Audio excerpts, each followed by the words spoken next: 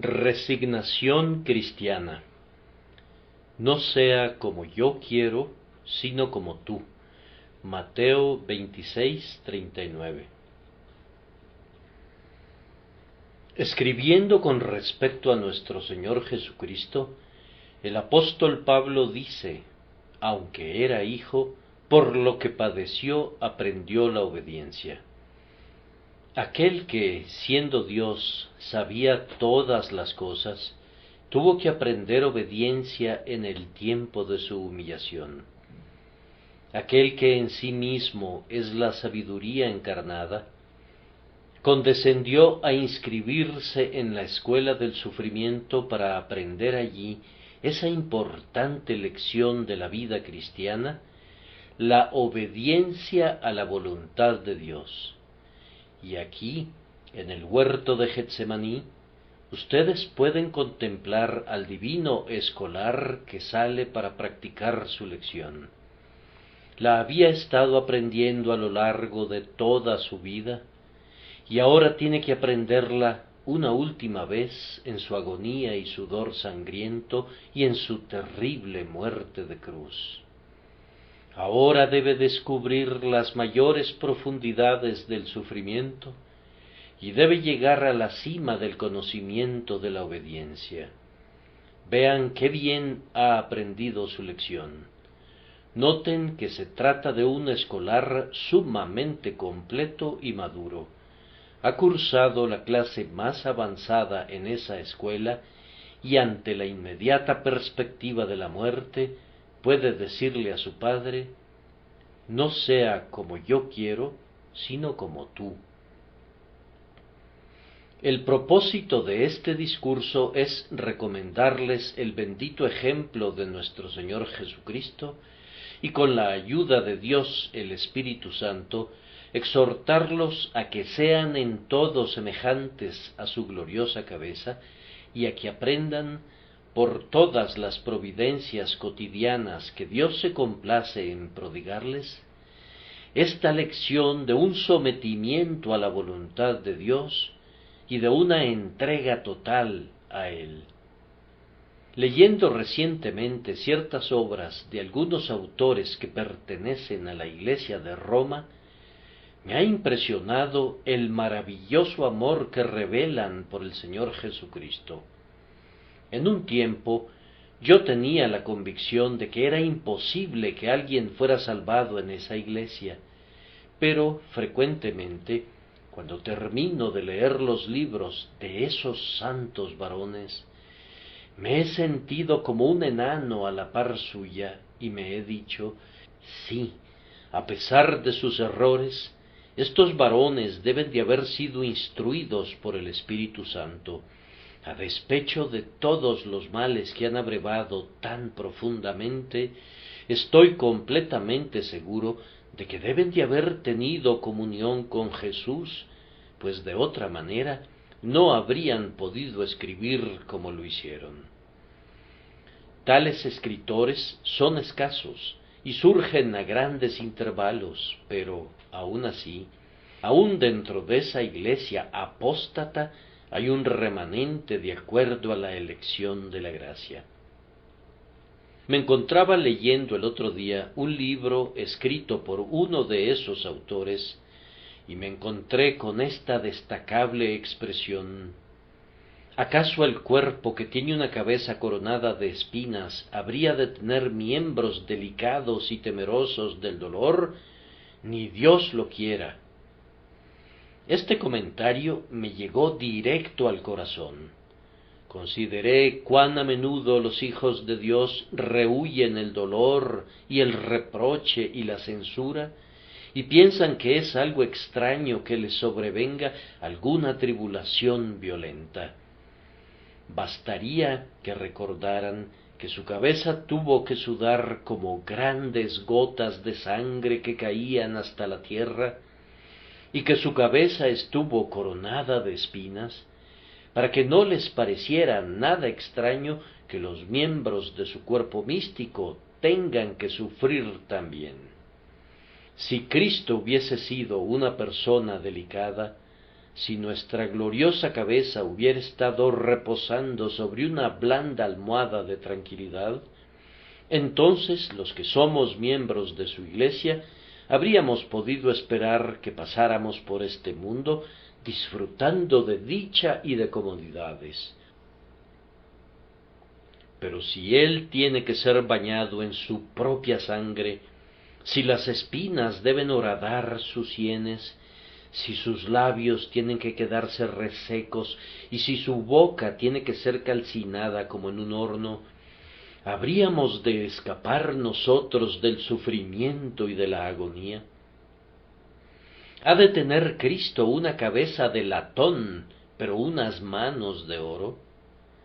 ¿Ha de parecer como si su cabeza reluciera en el horno, y no hemos de relucir nosotros también en el horno? Aunque Él deba atravesar los mares del sufrimiento, ¿hemos de ser llevados a los cielos sobre camas floridas de tranquilidad? ¡Ah, no! Debemos ser conformados a nuestro Señor en su humillación, si es que hemos de ser semejantes a Él en su gloria. Entonces, hermanos y hermanas, tengo que predicarles sobre esta lección que algunos de nosotros hemos comenzado a aprender, pero de la que hasta ahora sabemos muy poco, y es la lección de decir: no sea como yo quiero, sino como tú. Primero, permítanme explicar el significado de esta oración. Luego, quisiera exhortarlos mediante razones para que la conviertan en su constante clamor. A continuación, quisiera mostrarles cuál será el feliz efecto si se convierte en el deseo supremo de sus espíritus. Y vamos a concluir con una pregunta práctica: ¿qué puede conducirnos a esta bendita condición? Primero, entonces, ¿cuál es el significado de esta oración? No sea como yo quiero, sino como tú. No me voy a dirigir a aquellos cristianos que sólo son como enanos, que poco saben acerca de las cosas del reino. Más bien voy a dirigirme a quienes hacen negocio en las profundas aguas de la comunión, a quienes saben lo que es apoyar su cabeza en el pecho de Jesús y caminar con Dios como lo hacía Enoc y hablar con Él como lo hacía Abraham. Queridos hermanos míos, únicamente quienes son como ustedes pueden entender esta oración en toda su longitud y en toda su anchura. El hermano de ustedes que escasamente conoce todavía el significado de la palabra comunión, puede orar de esta manera en alguna débil medida. Con todo, no se puede esperar que discierna toda la enseñanza espiritual que hay en estas palabras de nuestro Señor. Pero a ustedes que han sido instruidos por Cristo, a ustedes que se han vuelto escolares maduros en la escuela de Cristo, puedo hablarles como a sabios. Juzguen lo que digo. Si ustedes y yo decimos esta oración de todo corazón, y no la utilizamos como una mera fórmula, sino que la decimos con una plena intención, debemos estar preparados para este tipo de experiencias. Algunas veces, cuando estamos en medio del servicio más activo, cuando estamos sirviendo diligentemente a Dios, tanto con nuestras manos como con nuestro corazón, cuando el éxito está coronando todas nuestras labores, el Señor nos arrumba, nos aparta de repente de la viña y nos arroja en el horno, justo en el momento preciso cuando la Iglesia pareciera necesitarnos más, cuando las necesidades del mundo están implorándonos más, cuando nuestros corazones están llenos de amor por Cristo y por nuestros prójimos. Sucede a menudo que, justo entonces, Dios nos derriba con una enfermedad o nos cambia de nuestra esfera de actividad. Pero si elevamos de todo corazón esta oración, tenemos que estar preparados a decir: no sea como yo quiero, sino como tú. Eso no es fácil, pues no nos enseña el propio Espíritu Santo que hemos de anhelar el servicio activo para nuestro Salvador. Cuando Él pone en nosotros el amor por nuestro prójimo, no nos constriñe, por decirlo así, a hacer de la salvación de ellos nuestra comida y nuestra bebida. Cuando está obrando activamente dentro de nuestros corazones, ¿no sentimos como si no pudiéramos vivir sin servir a Dios? ¿No sentimos entonces que trabajar para el Señor es nuestro más excelso reposo y que bregar agotadoramente por Jesús es nuestro más dulce placer? ¿No pareciera entonces sumamente desquiciante para nuestro ardiente espíritu que nos veamos forzados a beber de la copa de la enfermedad y a ser incapaces de realizar activamente cualquier cosa para Dios? El predicador ve que los hombres son convertidos y que su ministerio está siendo exitoso, pero súbitamente es obligado a dejar de predicar. O el maestro de la escuela dominical ha sido, por la gracia de Dios, el instrumento para llevar a su clase a una interesante y esperanzadora condición. Sin embargo, justo cuando la clase necesita más de su presencia, él se ve derribado en tierra de tal manera que no puede proseguir con su trabajo. Es entonces que el Espíritu encuentra difícil decir: no sea como yo quiero, sino como tú. Pero si adoptamos esta oración, esto es lo que significa: que tenemos que estar preparados a sufrir en vez de servir, que tenemos que estar tan dispuestos a permanecer en las trincheras como a escalar los muros, que tenemos que estar tan dispuestos a ser arrumbados en el hospital del rey como a luchar en medio de las filas del ejército del rey. Esto es duro para carne y sangre, pero tenemos que hacerlo si presentamos esta petición. Si decimos esta oración de todo corazón, habrá una segunda tribulación para nosotros. Algunas veces Dios exigirá de nosotros que laboremos en campos adversos. Él hace que sus hijos aren en la roca y que echen su pan sobre las aguas. Él envía a su Ezequiel a profetizar en un valle lleno de huesos secos y a su Jonás a llevar su mensaje a Nínive. Él pide a sus siervos que hagan un trabajo extraño, un trabajo que pareciera que nunca será exitoso y que no redundará en honor ni de Dios ni de ellos mismos. No dudo de que haya algunos ministros que trabajan arduamente y que laboran con todo su vigor, pero que sólo ven escaso fruto. Muy lejos, en las oscuras tierras del paganismo, hay varones que han estado trabajando arduamente durante años, pero que a duras penas han tenido un convertido que los anime. Aquí también, en Inglaterra, hay varones que predican la palabra del Señor con toda sinceridad y fidelidad, y que, sin embargo, no ven conversiones de almas. Ellos saben que son para Dios un olor agradable de Cristo, tanto en los que perecen como en los que son salvos. Nuestro corazón, así confío, está tan lleno del Espíritu que nos incita a clamar como Raquel: dame hijos, o si no, me muero, que no podemos contentarnos si no vemos el éxito de nuestras labores. No obstante, el Maestro efectivamente nos dice: no, les digo que continúen trabajando arduamente para mí, aunque no les dé ningún fruto por su labor. Deben continuar arando sobre esta roca simplemente porque yo les digo que lo hagan. Ah, hermanos, es entonces que resulta difícil decir, no sea como yo quiero, sino como tú. Pero tenemos que decirlo.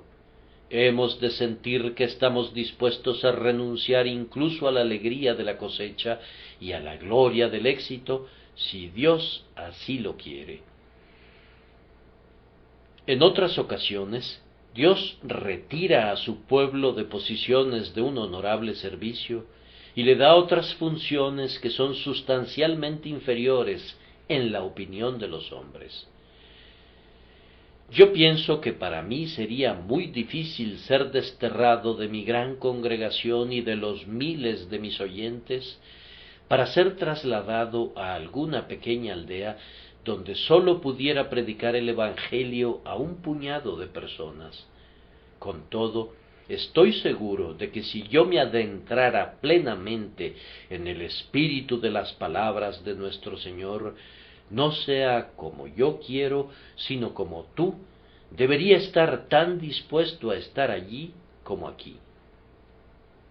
Me he enterado de que la obediencia que están obligados a prestar los jesuitas a sus superiores es de un carácter tan extraordinario que, en cierta ocasión, al superior de la orden se le metió en la cabeza la loca idea de enviar de inmediato al presidente de una de sus universidades, que había escrito los libros más sabios en varios idiomas y que era un varón que poseía los más claros talentos, desde el país a donde se encontraba a Bath, para que permaneciera en la calle durante un año como un barrendero, y el hombre así lo hizo.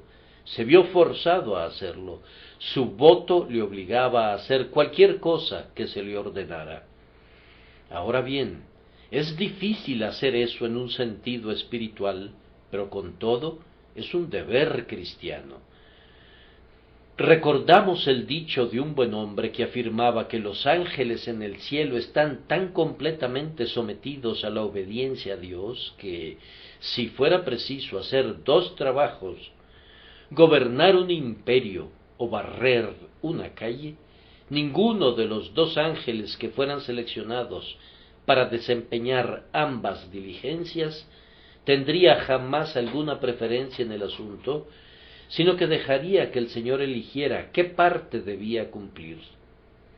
Tal vez tú pudieras ser llamado a abandonar el cargo de ser el responsable de los servicios en algún lugar de adoración, para convertirte en uno de los más humildes miembros en otra iglesia. Pudieras ser tomado de un lugar de mucho honor para ser colocado en el rango más bajo del ejército. ¿Estarías dispuesto a someterte a ese tipo de tratamiento? Tu carne y sangre dicen, Señor, si puedo servir todavía en tu ejército, hazme capitán, o por lo menos permite que sea un sargento o un cabo del ejército. Si pudiera ayudar a tirar de tu carro, déjame ser el caballo que guíe. Permíteme correr de primero en el equipo, deja que ostente los listones vistosos. Pero Dios podría decirte, yo te puse en el fragor de la batalla y ahora te voy a poner en la retaguardia. Te di vigor y fuerza para que lucharas con gran éxito y ahora voy a hacer que te quedes con el bagaje.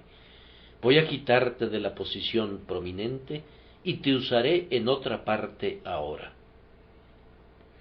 Pero con tal de que pudiéramos decir de corazón esta oración, no sea como yo quiero, sino como tú, estaríamos listos para servir a Dios en cualquier parte y de cualquier manera, siempre y cuando supiéramos que estamos cumpliendo su voluntad.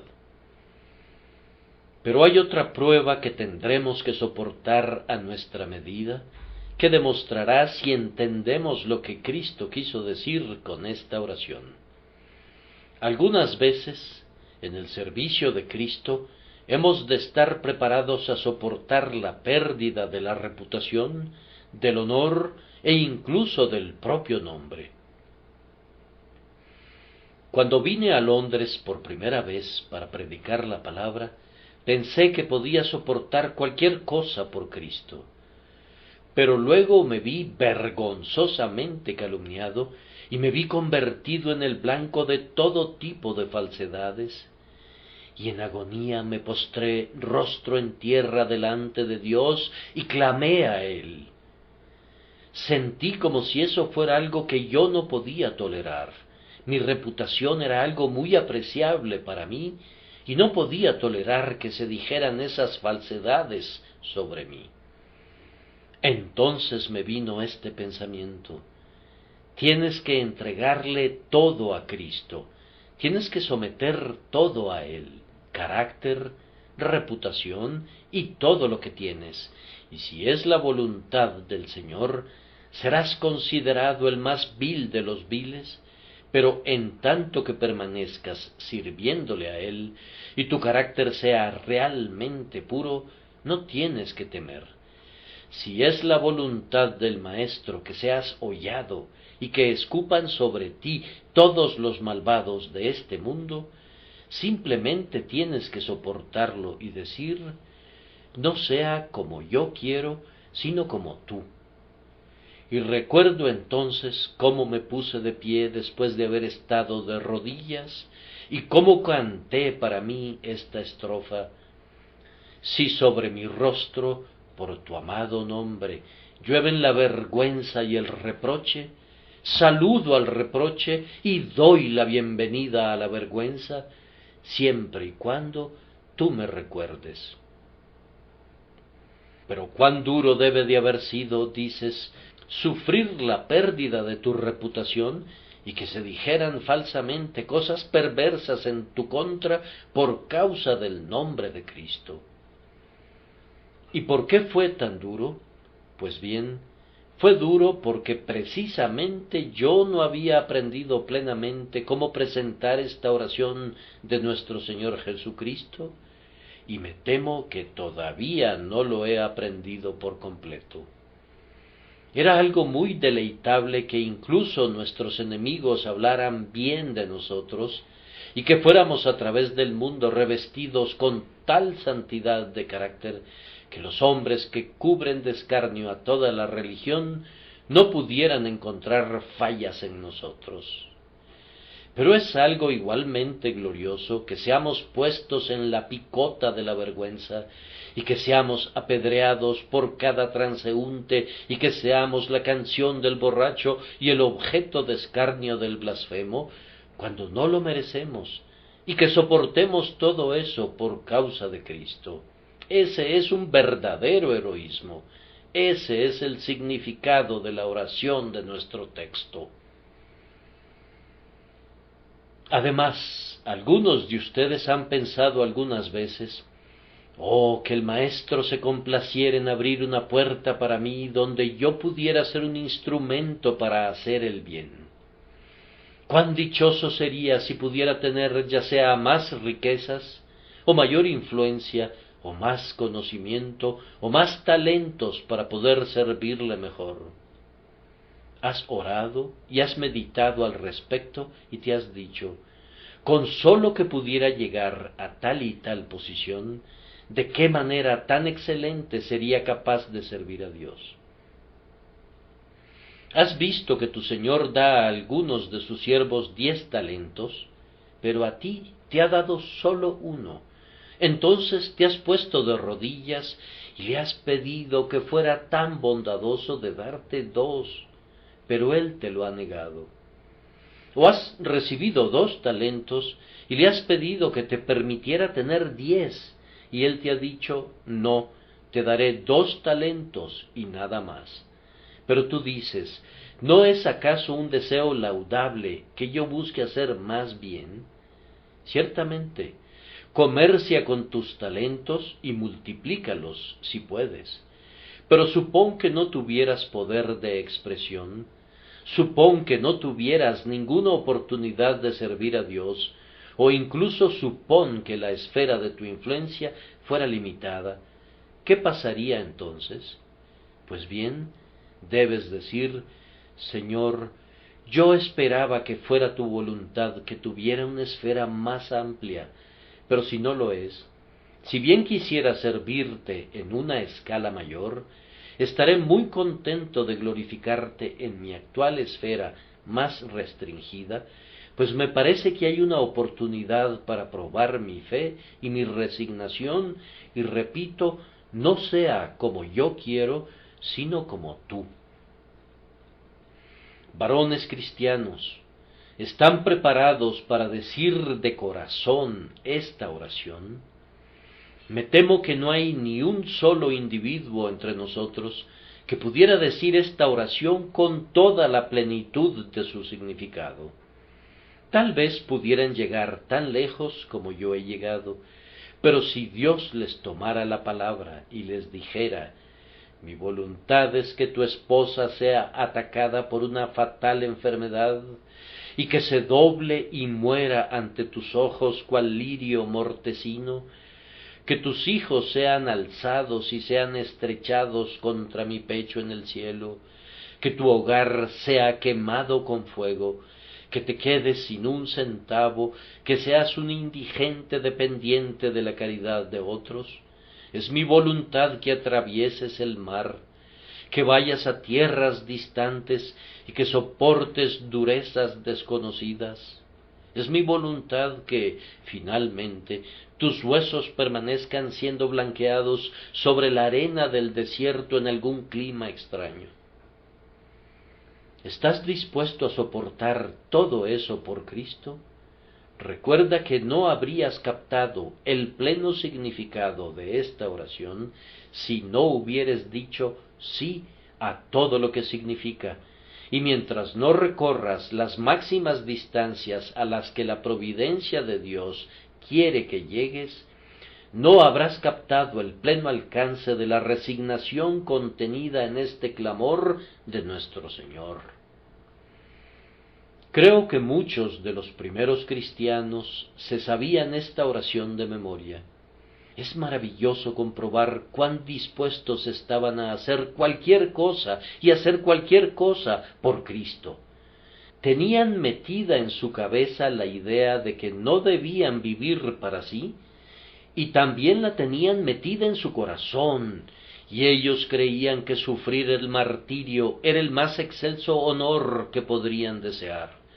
Por consiguiente, si eran llevados a los tribunales de los jueces, nunca huían de sus perseguidores. Casi cortejaban a la muerte, pues pensaban que el más sublime privilegio que podrían tener era que fueran despedazados por los leones en la arena o que fueran decapitados por la espada. Ahora bien, con sólo que pudiéramos introducir esa idea en nuestros corazones, ¿con qué valor nos ceñiríamos? ¿Cuán plenamente podríamos servir entonces a Dios? ¿Y cuán pacientemente podríamos soportar la persecución? ¿Bastaría con que aprendiéramos el significado de esta oración? No sea como yo quiero, sino como tú. En segundo lugar, he de intentar darles algunas razones por las que será lo mejor para nosotros que busquemos tener al Espíritu Santo en nuestro interior para que podamos poseer esa disposición de ánimo y de corazón. Y la primera razón es que es simplemente un asunto de derecho. Dios hace lo que le place en todo momento, y yo no debo hacer lo que yo quisiera si es contrario a su voluntad. Si alguna vez mi voluntad tiene propósitos contrapuestos a los de la voluntad del Ser Supremo, lo correcto es que mi voluntad se sujete a la suya. Si yo pudiera hacer lo que yo quisiera, si esta débil y pobre criatura que soy pudiera frustrar al Creador omnipotente, estaría mal que lo hiciera. ¿Cómo? ¿Me creó Él y no hará lo que quiera conmigo? Es Él como el alfarero, y yo soy solo como la arcilla, y la cosa formada habrá de decirle al que la formó: ¿por qué me has hecho así? No, Señor mío, es simplemente justo que hagas lo que te agrade conmigo, pues yo te pertenezco, yo soy tuyo, tú me formaste, tuyo, pues tú me compraste con tu sangre. Si yo soy una joya comprada con la sangre preciosa de Jesús, entonces Él puede darme la forma que le agrade, puede pulirme como lo prefiera, puede dejar que permanezca en las tinieblas de un ataúd, o dejarme resplandecer en su mano o en su diadema.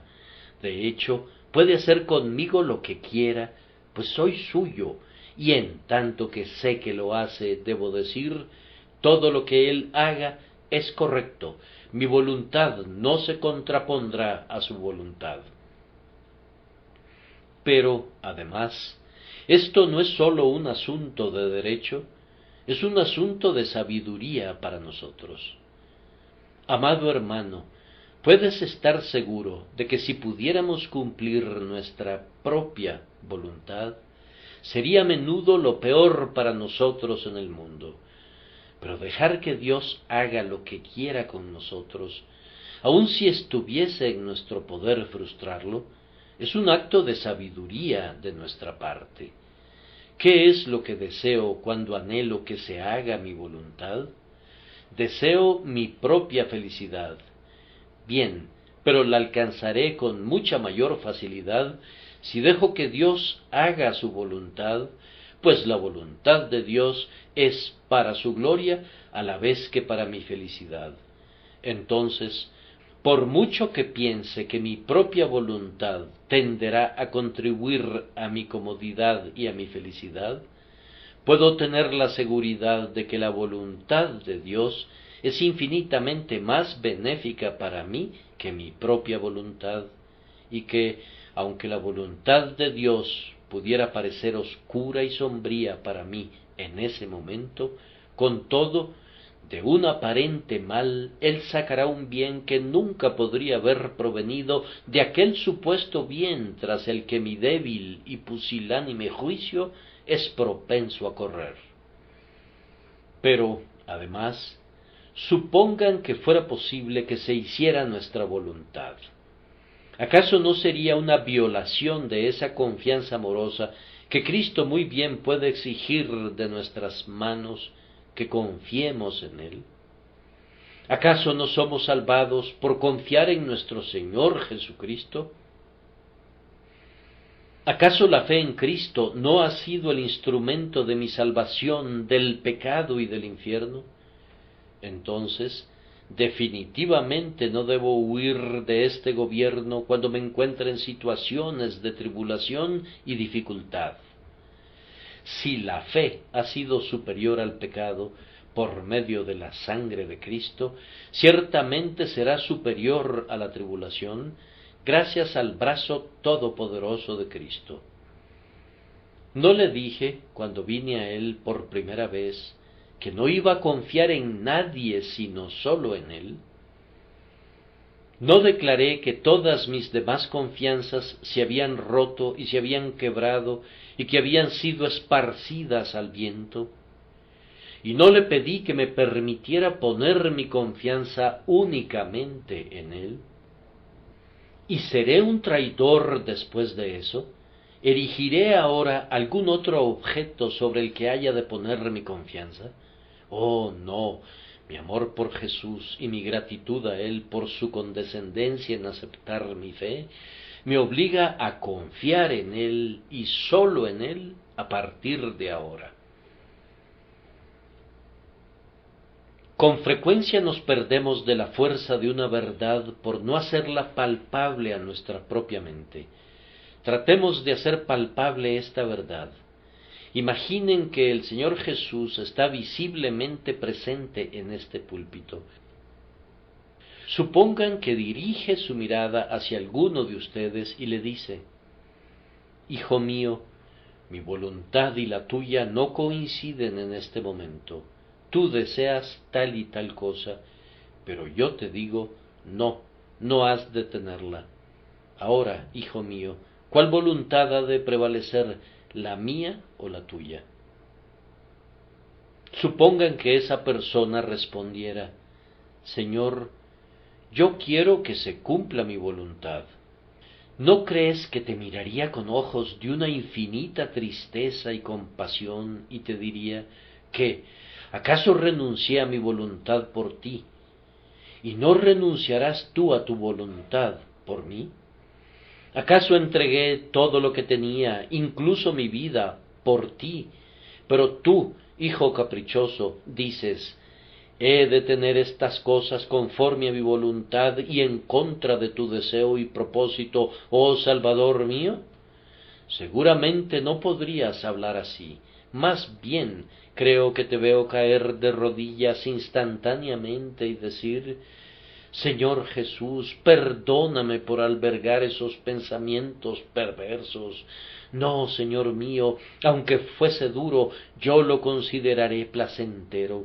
Aunque fuese amargo, voy a creer que el trago más amargo es dulce. Haz que te vea muriendo en la cruz por mí.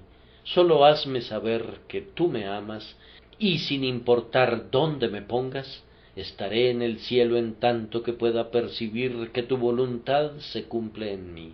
Estaré perfectamente contento de estar donde quiera que tú elijas que esté y de sufrir lo que tú escojas que soporte. Sí, queridos amigos, si erigiéramos nuestras voluntades en oposición a la suya, eso demostraría una triste carencia del amor que debemos sentir por Cristo y de la gratitud que Él merece. Por tanto, amados amigos, por causa del amor, por causa de la sabiduría, por causa de lo recto, yo les imploro de nuevo que supliquen al Espíritu Santo que les enseñe esta oración de nuestro Señor Jesucristo y que les explique su bendito significado. Noten a continuación el efecto de decir y de sentir verdaderamente, no sea como yo quiero, sino como tú. El primer efecto es una constante felicidad.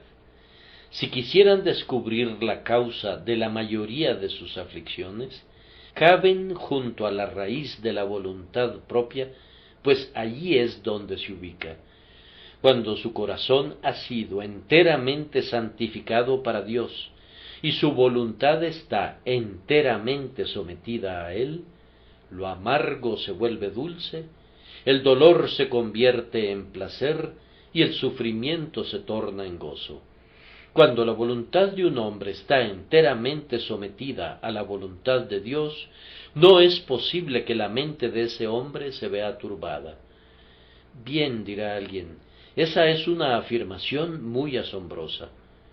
Y alguien más dirá, yo he intentado realmente que mi voluntad se someta a la voluntad de Dios, y con todo estoy turbado. Sí, y eso sucede simplemente porque, aunque lo has intentado, igual que todos nosotros, no has alcanzado todavía el pleno sometimiento a la voluntad del Señor. Pero una vez que lo hayas alcanzado, me temo que nunca lo alcanzarás en esta vida, entonces estarás libre de todo lo que provoca tu aflicción o el desasosiego de tu mente. Otro bendito efecto de esta oración, cuando es dicha verazmente, es que da al hombre valentía y santo valor. Si mi mente está plenamente sometida a la voluntad de Dios, ¿qué habría de temer en todo el mundo? A mí me sucede lo que sucedió con Policarpo. Cuando el emperador romano lo amenazó con el destierro, Policarpo le respondió, no puedes desterrarme, pues el mundo entero es la casa de mi padre, y tú no puedes desterrarme de él. Pero te voy a matar, le dijo el emperador. No, no puedes matarme, pues mi vida está escondida con Cristo en Dios. Te voy a despojar de todos tus tesoros. No, no puedes hacerlo, pues no tengo nada que tú conozcas. Mi tesoro está en el cielo, y mi corazón está también allá. Pero te voy a alejar de los hombres, y te quedarás sin amigos. No, no puedes hacerlo, pues tengo un amigo en el cielo, de quien tú no puedes separarme. Yo te desafío porque no hay nada que puedas hacerme. Y eso mismo puede decir siempre el cristiano una vez que su voluntad está de acuerdo con la voluntad de Dios. Puede desafiar a todos los hombres y puede desafiar al infierno mismo, pues es capaz de decir: no puede pasarme nada que sea contrario a la voluntad de Dios, y si es su voluntad, también es mi voluntad. Si le agrada a Dios, me agrada a mí. Dios se ha complacido en darme parte de su voluntad, así que estoy satisfecho con lo que me envíe. El hombre, después de todo, es sólo la segunda causa de nuestras aflicciones. Tal vez un perseguidor le diga a un hijo de Dios: ¿puedo afligirte? No, no puedes, pues tú dependes de la grandiosa primera causa, y él y yo coincidimos. Ah, queridos amigos, no hay nada que haga que los hombres sean tan cobardes como el hecho de que tengan voluntades contrarias a la voluntad de Dios. Pero cuando nos ponemos enteramente en las manos de Dios, ¿qué hemos de temer? Lo que hizo que Jacob se acobardara cuando Esaú vino para reunirse con él fue que no estaba sometido a la voluntad de Dios. Dios había dicho de antemano que el mayor de los dos hijos de Isaac serviría al menor. Jacob tenía el deber de creer eso y de seguir valientemente adelante con sus esposas y con sus hijos, y el deber de no inclinarse ante Esaú, sino de decirle: la promesa es que el mayor servirá al menor, por tanto yo no voy a inclinarme delante de ti, a ti te corresponde postrarte delante de mí. Pero el pobre Jacob dijo: tal vez sea la voluntad de Dios que Esaú me venza y me hiera la madre con los hijos, pero mi voluntad es que no sea así. La confrontación en el vado de Jaboc ha sido descrita muy bien, pero si Jacob no hubiera dudado de la promesa de Dios, nunca se habría postrado 7 veces, rostro en tierra, delante de su hermano Esaú. Habría dicho en la santa majestad de su fe: Esaú, hermano mío, tú no puedes hacerme ningún daño, pues tú no puedes hacer nada que sea contrario a la voluntad de Dios. Tú no puedes hacer nada que sea contrario a su decreto, y yo estaré complacido con lo que sea. Entonces, este sometimiento a la voluntad de Dios proporciona, primero, gozo en el corazón, y luego otorga un intrépido valor. Y con todo hay otra consecuencia: tan pronto como alguien dice verazmente: no sea como yo quiero, sino como tú, esta resolución tiende a aligerar cada deber, a facilitar cada prueba y a endulzar cada tribulación. No deberíamos sentir nunca que es algo difícil servir a Dios. Sin embargo, hay muchas personas que, si hacen alguna pequeña cosa para el Señor, piensan que han hecho mucho. Y si hay algo grande que deba realizarse, primero es preciso suplicarles muy insistentemente para lograr que lo hagan. Y cuando lo hacen, muy a menudo lo hacen tan mal que uno se siente medio arrepentido de haberles pedido que lo hicieran. Una gran cantidad de personas hace que parezca algo grande lo que realmente es muy pequeño. Toman una buena acción que han realizado y la martillan hasta que se convierte en algo tan delgado como una lámina de oro, y luego piensan que pueden cubrir con esa única buena acción una semana entera. Todos los 7 días serán glorificados por una acción cuya realización sólo tomó 5 minutos. Bastará con creces, piensan, incluso para cubrir todo el tiempo venidero. Pero el cristiano cuya voluntad es conforme a la voluntad de Dios, dice: Señor mío, ¿hay algo más que pudiera hacer? Entonces lo haré con mucho gusto. ¿Implica eso falta de descanso? Yo lo haré. ¿Involucra pérdida de tiempo en mi negocio? ¿Implica para mí, algunas veces, trabajo pesado y fatigoso? Señor, se hará si es tu voluntad, pues tu voluntad y la mía están en completo acuerdo. Si es posible, yo lo haré, y estimaré todas las cosas como pérdida para ganar a Cristo y ser hallado en Él, regocijándome en su justicia y no en la mía propia. Esta renuncia produce otros muchos benditos y benéficos efectos, pero he de concluir observando que la única manera en la que puede ser alcanzado este espíritu es por la unción del Santo, es por el derramamiento y por la morada del Espíritu Santo en nuestros corazones. Puedes tratar de sojuzgar a tu propio yo, pero nunca lograrás hacerlo solo. Puedes trabajar arduamente a través de la abnegación para reprimir tu ambición, pero encontrarás que adopta otra forma y que crece apoyada en lo que tú pensabas que la envenenaría. Podrías buscar concentrar en Cristo todo el amor de tu alma, y en el propio acto descubrirás que el yo se introduce furtivamente. Algunas veces me asombro, y sin embargo no me quedo asombrado cuando conozco el mal de mi propio corazón, cuando atisbo en mi interior y encuentro que, en el preciso instante en que pensaba que mi motivo era el más puro, era muy impuro, y me parece que a ustedes les sucede lo mismo, queridos amigos. Ustedes realizan una buena acción, dan alguna caridad a los pobres, tal vez, y dicen, lo haré sin que se sepa. Alguien habla de eso, y tú le comentas al instante, hubiera preferido que no hablaras de eso, no me gusta que se hable de lo que yo he hecho, me hace daño. Tal vez solo sea tu orgullo el que te induce a decir que te hace daño, pues para algunas personas su modestia es su motivo de orgullo. De hecho, su orgullo secreto es hacer el bien sin que la gente lo sepa.